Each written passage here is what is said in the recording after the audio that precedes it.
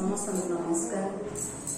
आज आम सप्तम श्रेणी भूगोल विषय पढ़ा। मुझे आगुरी बहुत भिडियो क्लास कर देखी देखी जानते आम ये दुखद मुहूर्त आम आप ऑनलाइन क्लास करूँ। तेणु पिला मोर विशेष अनुरोध आपण मैंने मन दे पढ़े बोले आम आशा और विश्वास आउ परीक्षा भल करेंगे। आम ये दुख समय आप क्लास कर छाड़ू तेणु आपने निहाती पढ़े बोली मोर आशा और विश्वास। आज आम पृथ्वी विषय पढ़ा बारे आम समस्त आगुरी ग्लोब देखी ग्लोब देखीचे ना नाई ये पृथ्वीर क्षुद्र रूप हूँ ग्लोब। ये ग्लोब में पिला बहुत थर पढ़ी आप नजर कर देखो पृथ्वी मझे है विश्ववृत्त ता उपरटा है उत्तर गोलार्ध तलटा है दक्षिण गोलार्ध। आपण मैंने देखिए मानचित्र थे ग्लोब देखिए देखो जिते सब तल भाग बेसी अच्छी कौटी उत्तर गोलार्ध आ तलपटे दक्षिण गोलार्ध देख बेसी नील अंश अच्छी माने बेसी जल भाग अच्छी से आम आपको जाचे उत्तर गोलार्ध को स्थल गोलार्ध कहुए दक्षिण गोलार्ध को जल गोलार्ध कहुए। बुझेगा तो आम समस्ते एति मुख्य कथा जाने कौन भी गुरुमा स्थल गोलार्ध जल गोलार्ध कहले ना आम समस्ते जाचे आम ये विराट पृथ्वी जल भाग अधिक कौन ना साधारण भाव समस्ते जाने जल भाग 3 भाग स्थल भाग हूँ मात्र 1 भाग।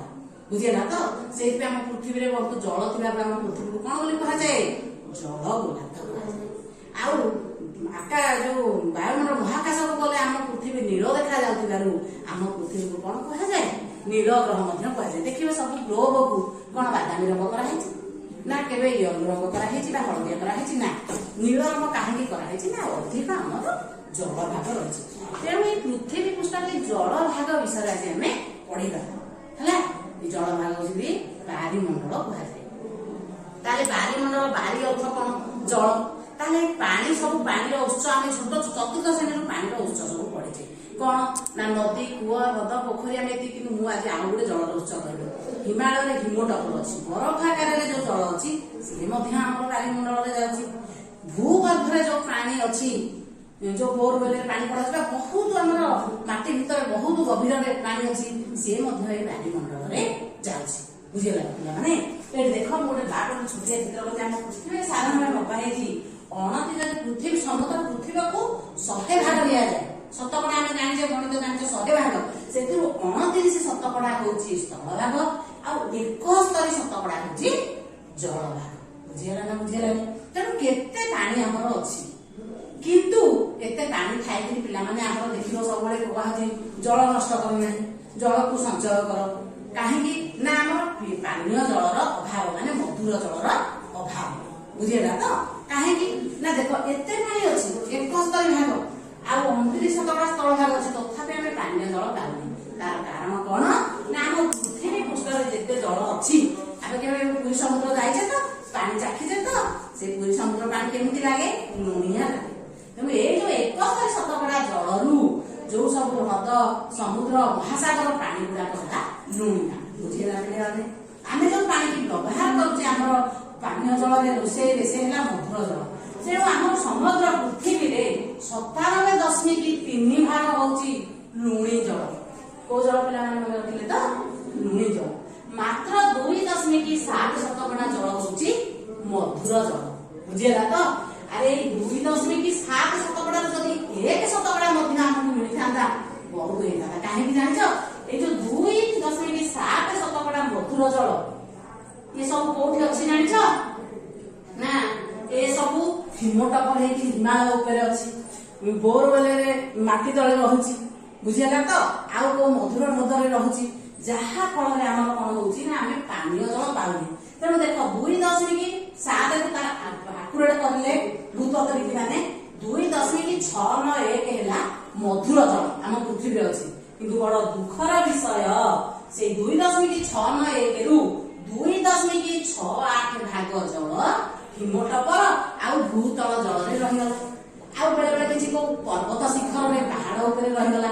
अच्छा आम कौन पहाड़ उपरको जावा कि पानी जल आने को तेणु ताकू आम वियोग कले आउ मात्र रहा 0.011 भाग चिंता कर ये 0.011 केते नगण्य 0.011 सम परिमाण जल आमको जो से जल मिले से पानी देख आम गाँव जदि कूह पाखरे पानी अच्छी पानी काढ़ी दौचे आउ गोटे गोटे गाँव कूहर बहुत तले पानी अच्छी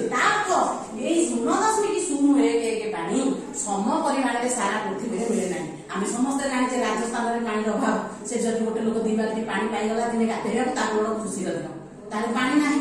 କିନ୍ତୁ ଆମର ଗାଁରେ ଅଛି ପାଣି, ଆମେ ଗାଧୁ କି 100 ବାଲ୍ଟି କୂଅ ପାଖରେ ଗାଧଉଛେ, ହଁ ନା ନାଇଁ? ତେଣୁ ଏଇଟା ହେଲା ସମ ପରିମାଣର ମିଳେ ନାହିଁ, ବୁଝିହେଲା ତ? ତେଣୁ ଆମେ ସମସ୍ତେ ଏବେ ଜାଣିଲେ।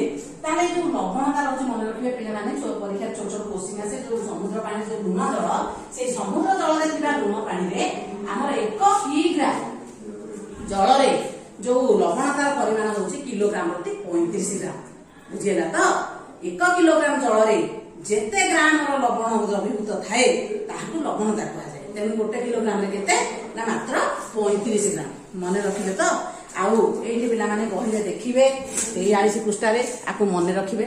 ଇଏ ସର୍ଟ କୋଶ୍ଚିନ୍ ଆସିବ ପରୀକ୍ଷାରେ। ମହାସାଗର ସାଗର ହ୍ରଦରେ ଆମର କେତେ ରହୁଛି ପାଣି? 97.3। ଆଉ ଯୋଉଠି ଏ ଆପଣ ମାନେ ମନେ ରଖିକିରି ତାକୁ ଘୋଷିବେ, କାରଣ ଏଥିରୁ ମଧ୍ୟ ସର୍ଟ କୋଶ୍ଚିନ୍ ପରୀକ୍ଷାରେ ଆସିପାରିବ। ଇଏ ଶତକଡାର ପରିମାଣ ହେଲା। ତେଣୁ ଆପଣ ମାନେ ବହିକୁ ସବୁବେଳେ ଦେଖିବେ। ଆଉ ଏବେ ଆମର ଏ ଯୋଉ ଜଳର ପରିମାଣ ଆମେ ଜାଣିଦେଲେ, ମନେ ରଖିଲେ ତ? ତେଣୁ ଆମର ଏଇ ଯୋଉ ଜଳକୁ ଆମେ କେମିତି ନଷ୍ଟ କରିବାନି ବୋଲି ଇଏ ମଧ୍ୟ ଆଉ ଗୋଟେ ପ୍ରତିବର୍ଷ ମାର୍ଚ୍ଚ ମାସ 22 ତାରିଖକୁ, ମନେ ରଖିଲେ ତ? ପ୍ରତିବର୍ଷ ମାର୍ଚ୍ଚ ମାସ 22 ତାରିଖକୁ ବିଶ୍ୱ ଜଳ ଦିବସ ରୂପେ ପାଳନ କରାଯାଏ। ତାହେଲେ ଏଇ ଯୋଉ ଜଳ କଥା ଆମେ ଏତେ ପଢିଲେ, ଏଇ ଜଳ କୋଉଠୁ ଆସୁଛି? ଆମେ ସପ୍ତମ ଶ୍ରେଣୀ ବଡ ପିଲାମାନେ ଜାଣିଛେ। କଣ ଜାଣିଛେ ନା ବାଷ୍ପୀଭବନ, ସୂର୍ଯ୍ୟଙ୍କ କିରଣ ଯେତେବେଳେ ପୃଥିବୀ ପୃଷ୍ଠରେ ପଡୁଛି ସେତେବେଳେ ବାଷ୍ପୀଭବନ ପ୍ରକ୍ରିୟାରେ ନଦୀ, ସମୁଦ୍ର, ପୋଖରୀ, କୂଅର, ହ୍ରଦ ସବୁର ଜଳ ବାଷ୍ପୀଭବନ ଆକାରରେ ବାୟୁମଣ୍ଡଳକୁ ଯାଇଥାଏ ଏବଂ ସେଇ ବାୟୁମଣ୍ଡଳରେ ଘନୀଭୂତ ହୋଇ କଣ ହେଇଥାଏ ନା ପୁଣି ବର୍ଷା ଆକାରରେ ପୃଥିବୀ ପୃଷ୍ଠ ପଡିଥାଏ। ତାକୁ ଜଳଚକ୍ର କୁହାଯାଏ। ଦେଖନ୍ତୁ ମୁଁ ତୁମ ପାଇଁ ଗୋଟେ ଛୋଟ ଜଳଚକ୍ରର ଚିତ୍ର କରିକି ଆଣିଛି। ଦେଖ, ଇଏ ହେଲା ଭୂପୃଷ୍ଠର ସମୁଦ୍ର। ଏଥିରୁ ସୂର୍ଯ୍ୟଙ୍କ ତାପରେ କେମିତି ଏଇ ଯୋଉ ସମୁଦ୍ରର ଜଳ ବାଷ୍ପ ଆକାରରେ ଯାଏ ଏଇଠି କୋଉଠି ଯିବ? ବାୟୁମଣ୍ଡଳକୁ। ଏଇ ବାୟୁମଣ୍ଡଳରେ ଏଠି ଥଣ୍ଡା ଆଉ ଘନୀଭୂତ ହୋଇ ପୁଣି ବର୍ଷା ଆକାରରେ କଣ ହୁଏ ନା ଭୂପୃଷ୍ଠକୁ ପଡିଆସେ। ଆକୁ ଜଳଚକ୍ର କୁହାଯାଏ ବୋଲି ଆମେ ସମସ୍ତେ ପୂର୍ବରୁ ଜାଣିଛେ। ବୁଝିହେଲା ନା ବୁଝିହେଲାନି? ତେଣୁ ବାଷ୍ପୀଭବନ ପ୍ରକ୍ରିୟାରେ ଜଳ ଜଳୀୟ ବାଷ୍ପ ଉପରେ ବାୟୁମଣ୍ଡଳରେ ପ୍ରବେଶ କରେ ଏବଂ ଏହା ଘନୀଭବନ ପ୍ରକ୍ରିୟାରେ ଥଣ୍ଡା ହୋଇ ବର୍ଷା ଆକାରରେ ଆମ ପୃଥିବୀ ପୃଷ୍ଠକୁ ଆସେ। ବୁଝିହେଲା ତ? ଇଏ ହେଲା ଆମର ବାୟୁମଣ୍ଡଳ କଥା।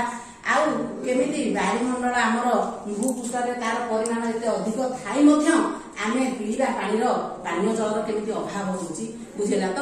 ଆଗକୁ ଆମର ଅକ୍ଟୋବର ମାସରେ ଅଛି ଅର୍ଦ୍ଧବାର୍ଷିକ ପରୀକ୍ଷା। ଯଦି କିଏ ବୁଝିପାରିନଥିବେ ପୁଣି ମତେ ପଚାରିବେ। ଇଏ ବହୁତ ସହଜ ବିଷୟ ଅଛି, ଆମେ ପୂର୍ବରୁ ମଧ୍ୟ ପଢିଛେ। ଆଶା କରୁଛି ଆପଣମାନେ ମନେ ରଖିଥିବେ ଏବଂ ପରୀକ୍ଷାରେ ଭଲ କରି ଆଶା କରୁଛ। ସେତିକି କହି ରହୁଛି। ଭାରତ ମାତା କି ଜୟ।